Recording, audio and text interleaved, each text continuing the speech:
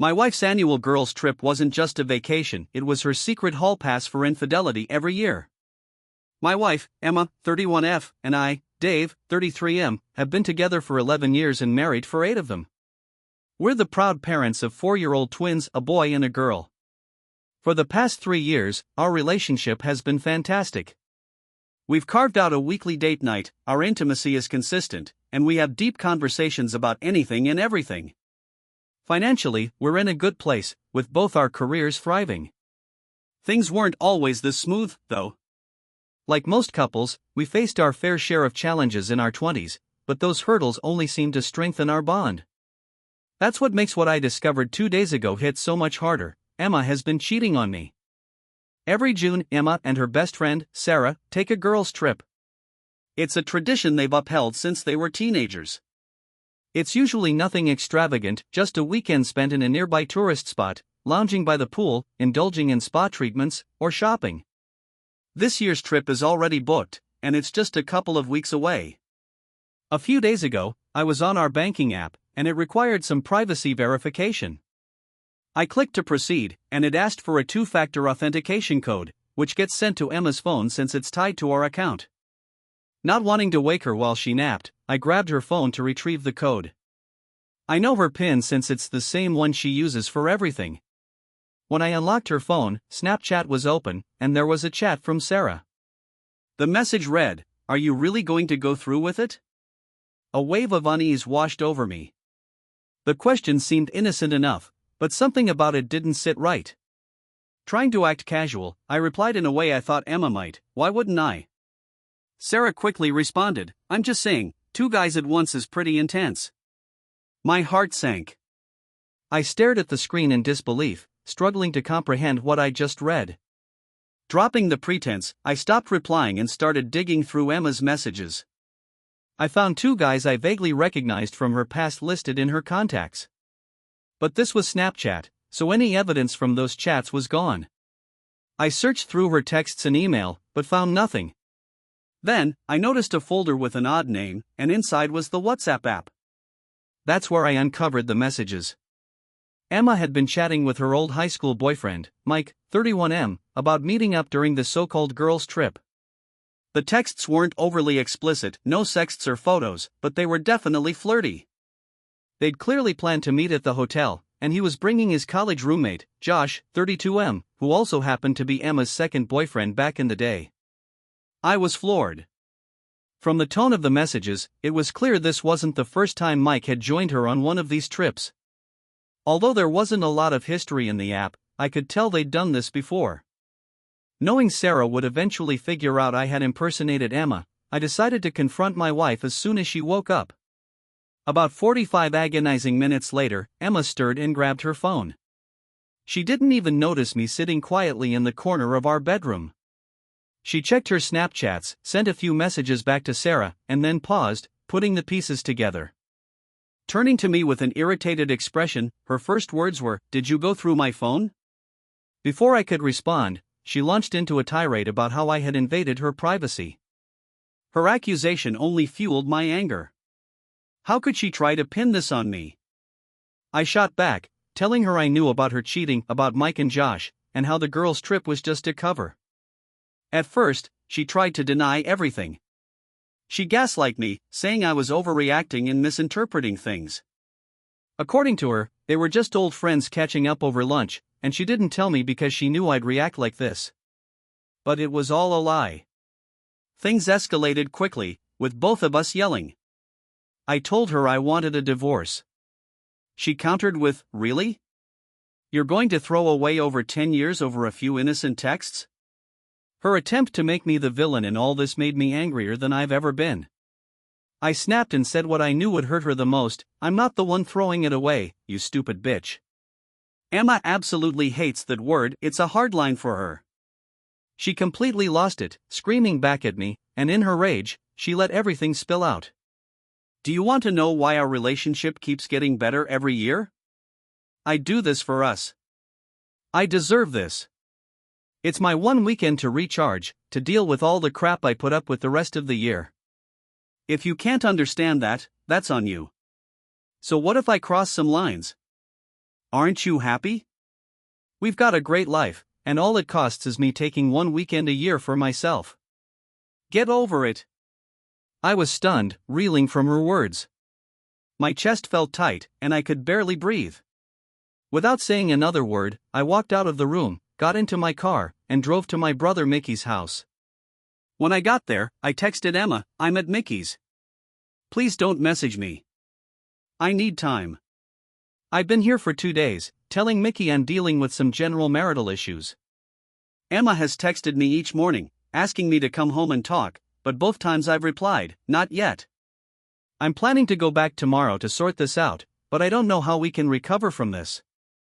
I've never felt so betrayed or so shattered. It's been a week since everything blew up, and I figured it was time to give an update.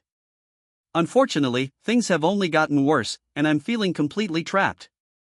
I honestly don't know what to do anymore. She's got me backed into a corner, and it's hard to see a way out." The day after I last posted, I went home to have the talk I'd been dreading.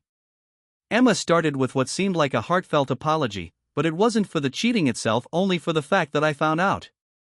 She said she never wanted me to discover this, and certainly not in the way I did. She kept saying she loved me and didn't want me to be hurt, but there was no real regret for her actions. On top of that, she tried to blame me for snooping on her phone in the first place. Emma made it clear she wanted our marriage to continue. When I tried to speak, she cut me off and told me to let her finish. What followed was like a rehearsed list of reasons why we shouldn't divorce. I can't recall every detail, but the main points boiled down to 3 things. 1. The twins. She argued that we owed it to our kids to keep their lives stable. They're still so young, and this is the only family dynamic they know.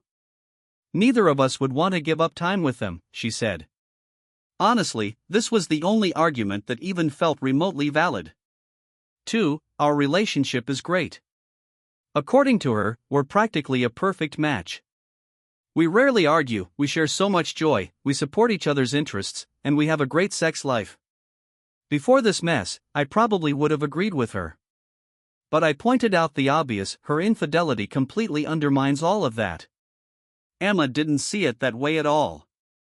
She actually doubled down, saying the yearly girls' trip is what makes our relationship so strong.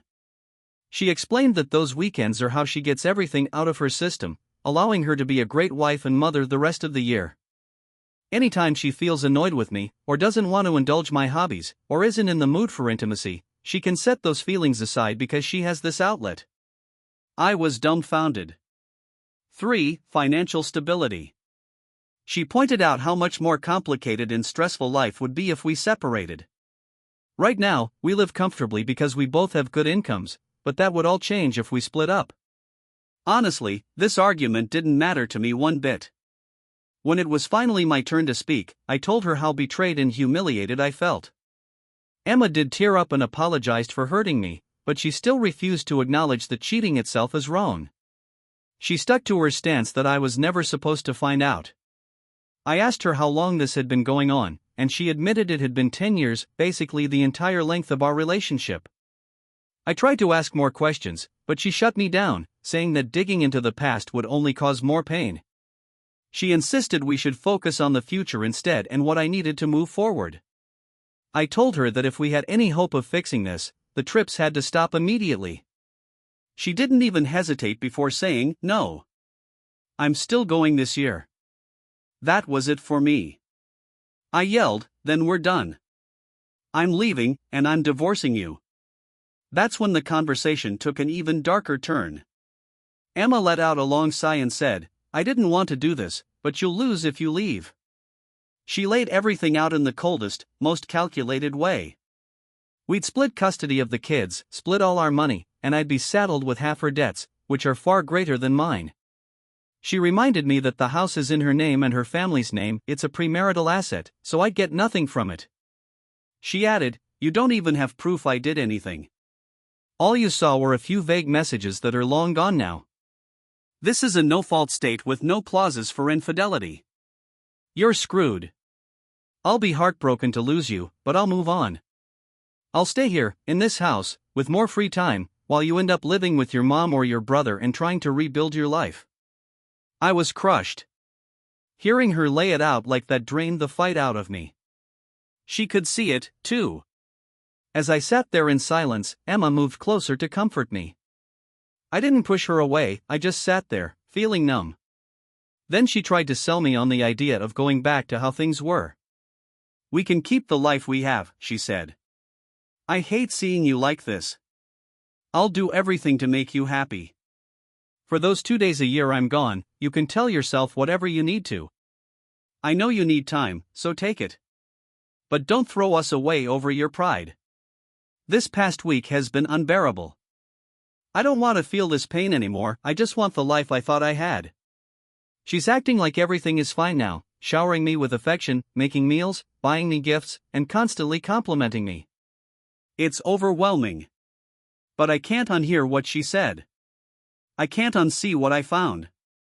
The thought of her believing that this is okay, that her cheating somehow benefits us, makes me question everything. How could I have been so blind to who she really is? I feel stuck. No matter what I do, I lose, and she walks away with everything. She left this morning for her girls' trip. I spent the morning with the twins, trying to keep myself distracted. We spent hours with Play-Doh, and for a little while, their focused, playful energy helped me forget the mess that's been my life these past weeks. But as the day went on, the reality set in again, and it's hard to wrap my head around how this is my life now. What's truly mind-boggling is how easily Gwen compartmentalizes all of this. Day to day, she's the perfect mom, attentive, loving, engaged. For the past few weeks, she's also been going out of her way to make me happy. Even when I've been cold or short with her, she just brushes it off and says, "I know you're angry, and that's valid. I'll give you space." It's infuriating, because she's so calm, like none of this is wrong. She's even come on to me almost daily since D-Day. I gave in twice, and afterward, I felt sick with myself for allowing it to happen. Meanwhile, she acted like those moments were the highlight of her week. It's like she's living in a completely different reality.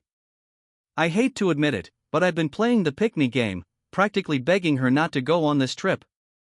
None of it mattered. This morning, she still packed her bags and left, off to Hannibal, Missouri, for a craft fair, supposedly. But let's be real, she's there to hook up with her 2 ex-boyfriends. We had a conversation a few days ago where she gave me all the details I'd been dreading. It was a nightmare to even get her to talk about it, not because she was reluctant, on the contrary, she was disturbingly eager, but because she made sure I couldn't collect any evidence. She insisted I leave my phone in the car and then had the conversation with me in the shower. Who even thinks of that? It started with her asking if I remembered a trip she took to Santa Claus, Indiana, early in our relationship. I said I did. We had only been dating a couple of months at the time. She told me nothing happened on that trip, or 5 years ago when I was 6 months pregnant with the twins. But every other time I've gone, I've been with at least one guy. At least? I asked, horrified. She explained that in the early years, she didn't have a plan, she'd just pick up random guys at bars. If they were good, she'd spend the weekend with them. If not, she'd move on to someone else. That revelation hit me like a punch to the gut. The idea of her casually picking up random men, treating it like a weekend hobby, made my skin crawl. When I asked if she used protection, she said, sometimes. I pushed her to explain why she started cheating in the first place. She told me about a conversation she'd had years ago with her friend Scarlett. Apparently, Scarlett suggested cheating as a way to handle frustrations in her own relationship, inspired by her mom, who had been cheating on Scarlett's dad for years. Scarlett's mom had claimed it made her a better wife and mother, giving her the upper hand in the relationship. At first, Gwen was skeptical, but Scarlett's enthusiasm and some serious FOMO during their first trip convinced her to try it. That night, Gwen picked up a guy at a bar and said it was amazing. She kept seeing him for the rest of the weekend, and that's when the pattern began. I asked how this evolved into sleeping with her high school boyfriend. She insisted, it's not an affair. We sleep together one weekend a year and text a little beforehand. That's it. She explained that after a couple of bad experiences with random guys, she decided to start inviting people she already knew. The first was a client, then a flirty intern at her work. That ended badly when the intern got clingy, so she decided to reconnect with Don, her ex from high school, at their reunion 4 years ago. Since Don was married, she figured it was safer because he had something to lose, too. That's also when John, Don's best friend, came into the picture. Gwen had always had a fantasy of being with 2 men, so she figured, why not? She just asked, and apparently, they were happy to oblige. Hearing her talk about this so casually, like it was just a part of her routine, left me gutted. And yet, I kept trying to get her to change her mind, hoping against hope that she'd choose me, choose us. I didn't want to accept the truth that this is who she is, and this is who she's been all along. But now she's gone for the weekend, and I've finally gone numb. I've reached a point where I'm ready to stop playing her game. I don't have a plan yet, but I have time. She thinks she has all the power in this situation, that she's won, but she's underestimated me. I will make sure she faces consequences for this. It's been a long time since I last posted, but given how much support and advice I received, I felt I owed everyone an update. It's been a year since everything went down, and I can finally say I've taken control of my life again. I know many of you encouraged me to divorce Gwen immediately and move on. Trust me, I wanted to. But walking away without ensuring she faced consequences for her actions wasn't an option. I spent months researching and planning because I wanted her to understand the weight of her betrayal.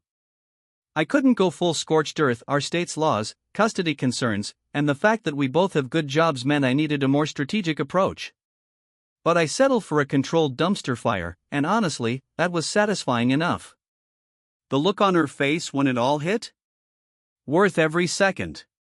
When Gwen got back from last year's girls' trip, she tried to carry on as usual, loving, affectionate, acting like nothing had happened. She even tried to tell me about the trip. Seriously, WTF. I played the part of the broken man, rejecting her advances but slowly loosening up over the months. I wanted her to feel like she was regaining her footing, like everything was back to normal. I needed her to feel secure because her overconfidence was my best weapon. I'll never forget the threat she made right after D-Day or her smug certainty that I'd never do anything to retaliate. She told me I'd be the loser no matter what. Well, she underestimated me. My first goal was to hurt her financially. There wasn't much I could do, but I emptied our joint savings account and used it to pay off my debts, including the car that was in my name. I also hired a lawyer and had divorce papers drafted. Finally, I secured a rental house, timing it all to align perfectly with this year's girls' trip. Over the past year, I'd been gathering evidence of Gwen's infidelity, as well as Scarlett's. With Gwen so confident I was defeated, she got sloppy. She started leaving her phone lying around, giving me ample opportunity to screenshot messages and forward incriminating pictures to myself. Scarlett, it turns out, wasn't just hall-passing during their trips, she was carrying on a full-blown affair for years. For the 2 other men Gwen had been seeing, I collected enough evidence to raise serious suspicion with their spouses, especially if there were already cracks in their relationships. This year, Gwen planned to leave for her trip on a Friday. I struck on Wednesday. That morning, a foreclosure notice for the house arrived. She stormed in, furious, demanding to know why I hadn't been paying the mortgage. I calmly reminded her it wasn't my house, my name wasn't on it, just like she'd smugly pointed out last year. When she went to check our savings and saw it was empty, she exploded. For a moment, I thought she might hit me, but I was filming the entire ordeal. Watching her call her parents to beg for money to stop the foreclosure was a moment of poetic justice. Her father, on speakerphone, ripped into me, shouting, "Why the hell would you do this?" My response? "Because your daughter likes to sleep with other men." Gwen screamed at me, called me an asshole, and ran out of the room to deny what I'd just said. Perfect timing. While she was busy, I sent the evidence I'd collected to the other spouses. Scarlett's husband, Samuel, reacted swiftly, leaving her and initiating divorce proceedings. Don's wife, furious, called Gwen to threaten her. As for John? No word yet, but I'm sure his reckoning is coming. Feeling content with my progress, I packed up the twins and went to my mother's house for the night. Gwen blew up my phone, alternating between anger and confusion. She couldn't fathom why I was doing this. She kept asking, wasn't I good enough? Why are you being so cruel? When I finally replied, I told her exactly why: you cheat on me every year. You were going to do it again. Why would I stay with you? Why would I help you? You've lost your mind. Her response was the final nail in the coffin: I do that for US. Her delusion was staggering, but at least I now had her clear admission of guilt. When I got home the next day, Gwen was waiting. She accused me of ruining Scarlett's marriage and told me about the fallout with Don's wife. She clearly wanted a fight, but I was done. I pulled out the divorce papers and served her. She collapsed to the floor, utterly defeated. I didn't offer her comfort. I'd already processed the loss of our marriage. I simply grabbed my go bag and returned to my mother's. It's been a week since that moment. Gwen's been begging me to come back, promising to stop the girls' trip tradition and fix things. But it's too late. The only thing we're focusing on now is arranging a custody agreement for the twins. They're my priority, and as long as we can co-parent effectively, I'll be content. As for me, I feel like a new man. I've set up a new home, created fresh spaces for the twins, and started planning my future. The divorce process will take time, and I'm bracing for her to contest it, but I'm prepared. For now, I'm focused on enjoying each day and maybe planning a boys' trip of my own.